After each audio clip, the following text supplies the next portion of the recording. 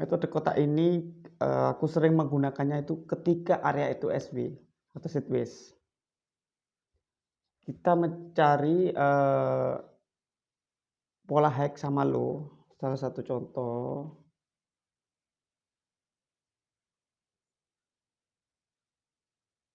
Ini sama ini juga bisa.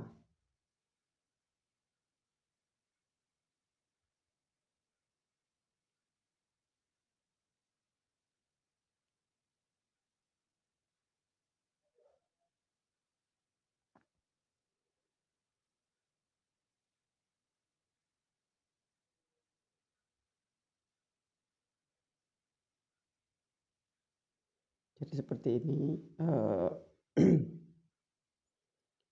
Terus untuk area selnya itu gimana? Aku biasanya itu kasih 40 pip kalau di atas kotak. Jadi ya seperti ini. Dapatkan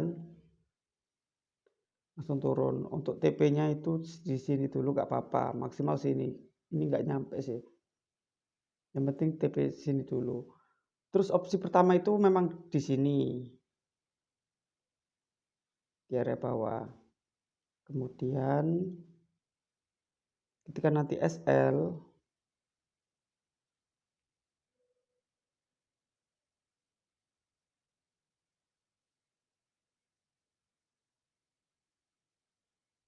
bisa tunggu di atas kotaknya ini. Misal di area ini entry SL ya, oke. Tunggu di atas kotaknya. Pasti ke reck off. Yang awalnya itu SL pasti ke reck off.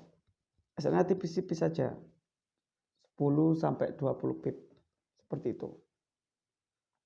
Dan untuk entry-nya itu sesuaikan modal.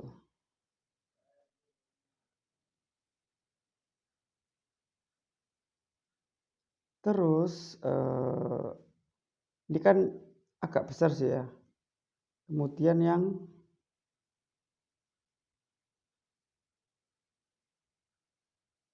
terkecil. Kalau terkecil ini itu bisa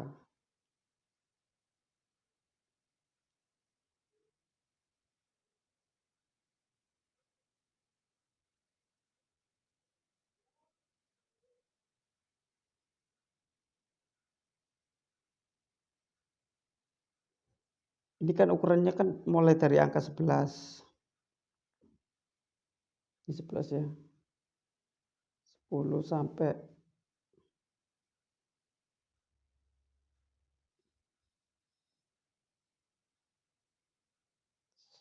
9.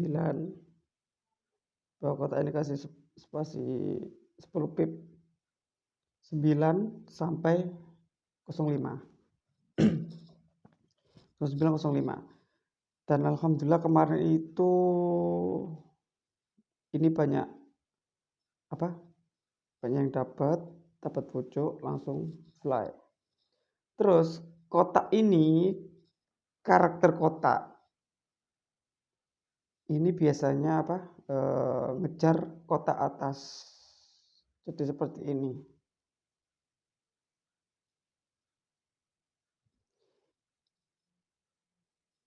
Ketika teman-teman punya entryan buy di sini, oke, kasih SL plus saja. Kasih SL plus, nggak usah TP untuk jaga-jaga buat asuransi seperti itu. Takutnya apa?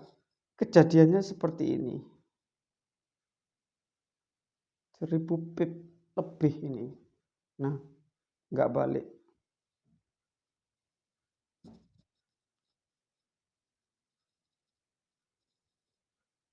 Area kotak itu ini bisa dijadikan acuan untuk tandai kotak seperti itu. Jadi ketika kalian nanti sudah menemukan hexamalo, ini jangan dirubah. Kenapa enggak dirubah?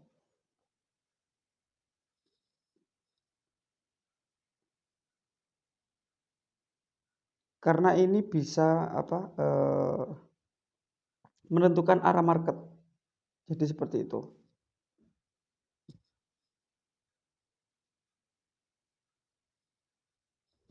Ini bisa menentukan arah market. Pokoknya masuk di area 22 ini sell sudah. Ini sudah masuk. Kan dapat.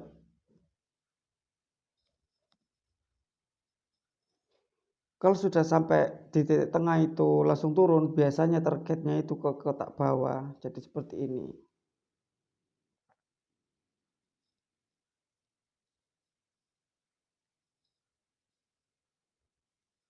Ini di time frame M5. Untuk teman-teman kalau ingin belajar lebih detail dan itu bisa untuk dipahami, teman-teman bisa cari di area-area sebelumnya lah. Seperti ini kan banyak toh area SW itu, sideways itu bisa dijadikan acuan untuk belajar. Jadi nggak harus cari area yang terbaru atau yang sekarang. Sorry. Maksudnya nggak harus cari yang terbaru karena area kotak ini aku biasanya itu cari di area-area yang sebelumnya. Jadi enak untuk acuan buat entry buy atau sell.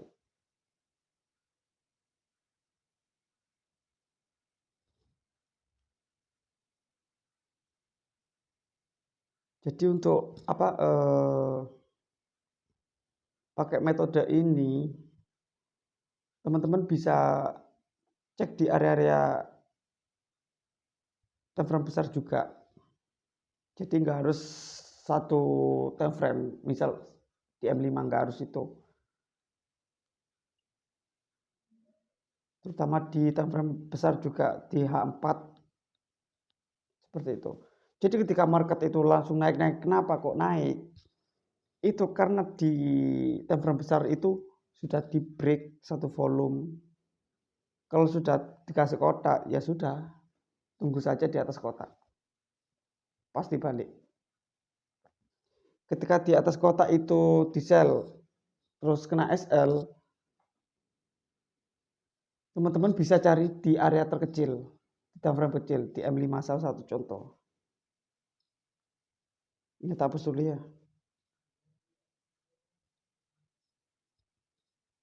Salah satu contoh seperti ini.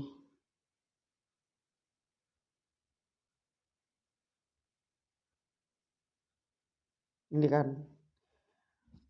Aku biasanya itu apa?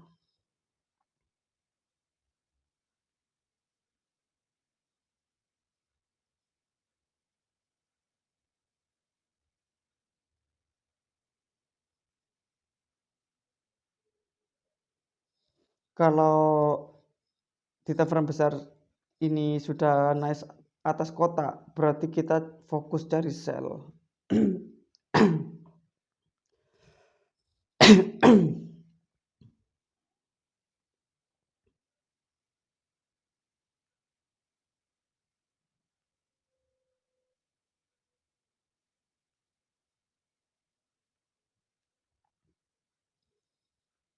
23, 25, 24 sampai 28.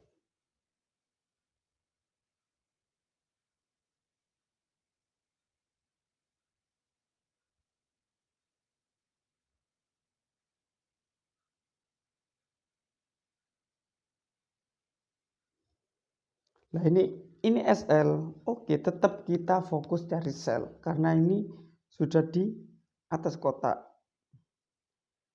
Bisa cari di time frame lebih kecil untuk menentukan sell. Nah ini kan ada volume.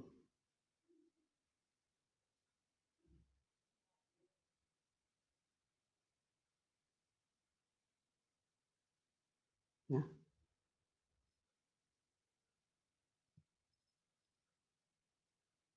48 sampai 52. Ini areanya. Pokoknya kita tetap fokus cari sell. Karena apa? Volume H4 itu Kalau memang harus naik, wajib turun dulu, menyempurnakan satu kotak.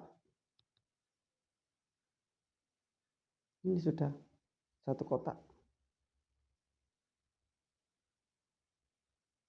Pas kan? Jadi di sini ketika teman-teman entry kena SL, oke, jangan putus asa.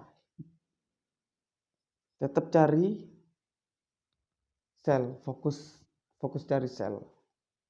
Ketika di H4 ini sudah sudah SL, oke, cari di time frame kecil, di time frame M5 ataupun M15. Di mana ada high low itu sudah di kotak. Pokoknya jangan buy sebelum ini benar-benar 100% menyempurnakan satu kotak. Itu jangan buy dulu, seperti itu. Kalau mau buy nggak apa-apa, yang penting ada SL, itu scalping.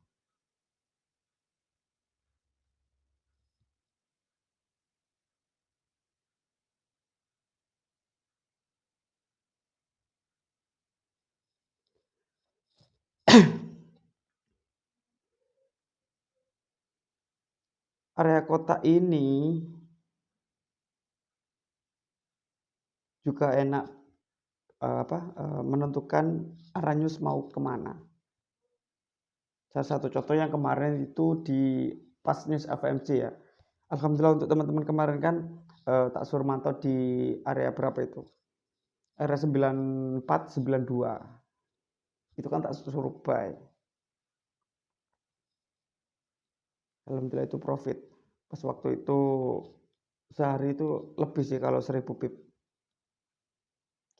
Soalnya bolak-balik 100 pip, 200 pip seperti itu. Terus untuk time frame yang valid itu gimana?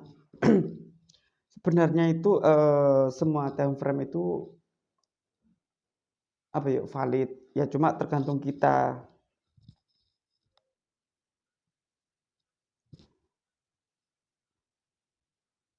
Kita mau mencari high low yang dari time frame M5 atau M15 atau H1 atau M30. Ketika di time frame besar itu enggak terbentuk pola, teman-teman bisa cari candle di M5 atau M15. Jadi polanya itu sangat jelas di time frame tersebut.